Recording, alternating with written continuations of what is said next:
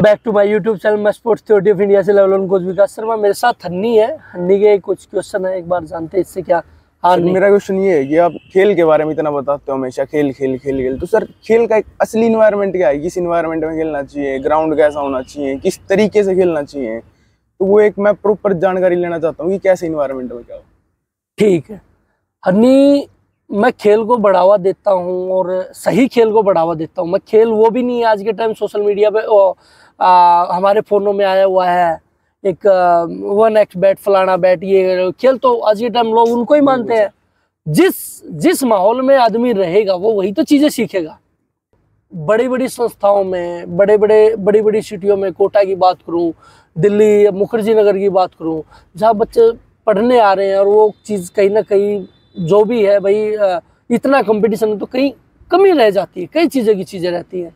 आत्महत्या जैसे कदम उठा रहे हैं तो उनके लिए आप क्या कहोगे? उसके जिम्मेवार कौन है? उसके जिम्मेवार मैं उन माँ बापों को मानता हूँ जिस माँ बाप ने ना कभी अपने बच्चे को ये नहीं कहा कि सुबह उठ के तू कोई खेल भी खेल। खेल हमें जीवन सिखाता है, खेल हमें हारना भी सिखाता है, खेल हमें जीना भी सिखाता है, खेल हमें आगे भी बढ़ना सिखाता है। आगे बढ़ने का मतलब ये नहीं कि भाई आपने पैसा कमा लिया, अंधा कमा लिया, ये चीज होगी वो चीज होगी। खेल वो नहीं, खेल तो एक आंतरिक मुकाम जो हासिल करता है। अगर तेरे को इंग्लिश नहीं आती तो किसी को 5,000 रुपए देके इंग्लिश सीख लेगा। संस्कार की कोई किताब आती है? नहीं सर। संस्कार कहाँ से सीखेगा? माँ बाप से सीखेगा, समाज से सीखेगा। कुछ चीजें अच्छी भी सीखेगा, कुछ चीजें बुरी भी सीखेगा। तो वो इस माहौल में तो रह के ना। आज के टाइम माँ बापों ने एक रूल बना लिया है, बच्चा स्कूल जाएगा, सुबह 6 बजे जाएगा, 3 बजे आएगा, 3 बजे आके खाना पीना खाएगा, आधा घंटा घर में रुकेगा, उसके बाद फिर वो ट्यूशन पे जाएगा। ट्यूशन पे जाने के बाद फिर वो घर पे आएगा, फिर थोड़ा आधा घंटा फिर वो करेगा, फिर वो दोबारा एक ट्यूशन पे जाएगा, फिर उसकी ऑनलाइन क्लास होगी, जीवन उसका खत्म। और ये करते करते वो बच्चा 17-18 साल का हो जाता है। उस टाइम वो निकलता बाहर, कोटा जैसे शहर में, दिल्ली के बड़े शहर में बाहर निकलता है और वहां पे जाके वो मिलता है कुछ ऐसे माहौल से कि जिस काम के लिए वो आया। और कहीं भी शुरू में निकलता है तो कई चीजें का अभाव, खाने का अभाव, बहुत सारी चीजें हो जाती है, वो चीज वो नहीं कर पाता। तो वो फिर उससे जो चीज नहीं हो पाती वो चीजें गलत कदम उठा लेता है। तो कितना देता हूँ ये आपके यहाँ पे जो लो यूनिवर्सिटी है, इसमें भी मैं तो न्यूज़पेपर डेली पढ़ता हूँ। अभी 2 सुसाइड की थी, ठीक है। बहुत सारी चीजें ऐसी है जो हमारे को पता नहीं चलता। तो उसका कारण एक ही है, उसके जिम्मेवार असली वो माँ बाप है, असली वो माहौल है जिसने अपने बच्चे को चेहरा नहीं दिखाया। मैं भी आज एक पेरेंट्स हूँ और मेरे भी 2 बच्चे हैं। और मैं अगर उस चीज को इमेजिन करूँ कि भाई मेरा 17-18 साल का बच्चा होने के बाद मेरे सामने उसकी लाश पड़ी हो तो क्या क्या होगा? क्यों मेरे को उस चीज की तैयारी नहीं करनी चाहिए? तो मैं उसकी तैयारी क्या करूंगा? मैं उसको दुख भी दिखाऊंगा, मैं उसको घटी हुई भी बताऊंगा, मैं उसको बदी हुई भी बताऊंगा, मैं उसको हार भी बताऊंगा, मैं उसको जीत भी बताऊंगा। माँ बाप कितने बताए? तू भी है तो तेरे माँ बाप ने कितना बताया? कितने बच्चे बैठे हैं, कितनों ने बताया? तो खेल को मैं बढ़ावा जो देता हूँ, खेल को मैं उस खेल को बढ़ावा देता हूँ, ठीक है, ना कि उस खेल को बढ़ावा देता हूँ। और दूसरी चीज ये भी है, चल भाई ठीक है, भगवान ना करे किसी भी बच्चे के साथ ऐसा ना करे कि जो इस तरह के कदम उठाए। पर जब बच्चा ठीक है सक्सेस हो जाता है, कामयाब हो जाता है। एक बड़ी काफी पुरानी वीडियो थी, वो कोई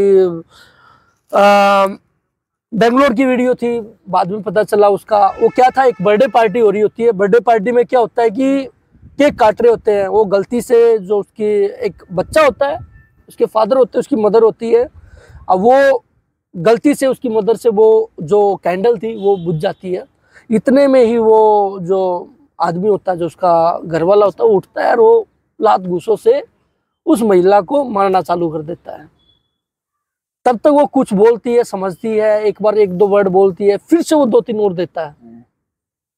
दुख की बात जब होती है जब वो 2-3 साल का जो बच्चा देख रहा था वो भी अपनी माँ को मारता है ना? क्यों? तो हम लोग समझदार हो गए, हम लोग समझदार हो गए, पर इतने समझदार नहीं हुए कि भाई हम अंदर को जाने। मैं खेल को इसलिए बढ़ावा देता हूँ, मैं इसलिए हर माँ बाप को ये बढ़ावा देता हूँ, अरे आप पढ़ाओ, कम से कम उसको इंसान बनने की तो ट्रेनिंग दो।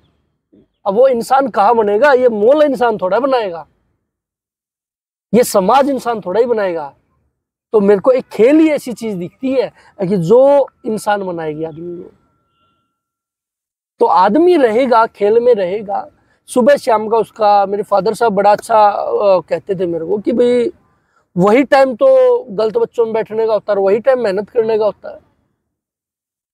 सर ऐसा क्यों है कि गाँव में खेल को थोड़ा ज्यादा अभी भी सपोर्ट करते हैं और शहरों तो में? माहौल तूने बोला तो, माहौल, ये माहौल कैसा, ये दारूबाजी का माहौल है।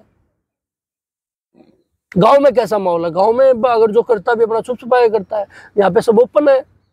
यहाँ पे तेरे को जो तू 7 बजे के बाद दिख जाए, यहाँ पे 1-2 ऐसे ही खड़ा मिल जाएगा तेरे को दुनिया भर का।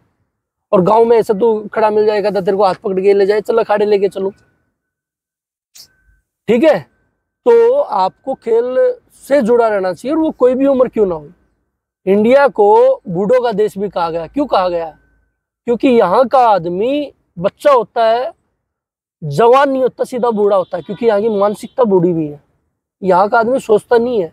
यहाँ अगर 1 साल किसी का गैप हो जाए ना, तो वो ये सोचता है कि मैंने बहुत कुछ गवा दिया, बहुत कुछ खत्म कर दिया, इसके बाद कुछ नहीं है। तो बड़े समझने की बात है, बड़े समझने की बात है। मेरे पास इतने छोटे बच्चे आते हैं, इतने पेरेंट्सों से मैं मिलता हूँ, पर मेरे को कोई भी पेरेंट्स ऐसा नहीं दिखा कि जो उस चेहरे को याद कर रहा हो। सर ऐसा क्यों है कि जो पहली सोच के आदमी कंजर्वेटिव है, उन्हीं के बच्चे आते हैं कि जैसे अब कोई नई एज है जो यूथ में? अरे नहीं, वो भी, उनका भी कोई ऐसा विजन नहीं होता। जो भी बच्चे भी आते हैं उनका कोई ऐसा विजन नहीं होता अगर मेरा बच्चा जाके आगे जाके कुछ अच्छा काम करे।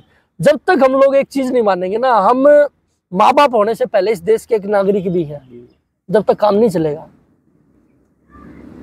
जब तक हमारे माइंड में ये चीज नहीं आएगी ना कि भाई हमने भी कुछ ऐसी चीज तैयार करनी है, ऐसा माहौल तैयार करना कि हमारा बच्चा हमारे लिए ही नहीं, हमारे देश के लिए भी या कुछ अच्छी चीजों के लिए भी समर्पित हो, तो तब तक काम नहीं चलेगा।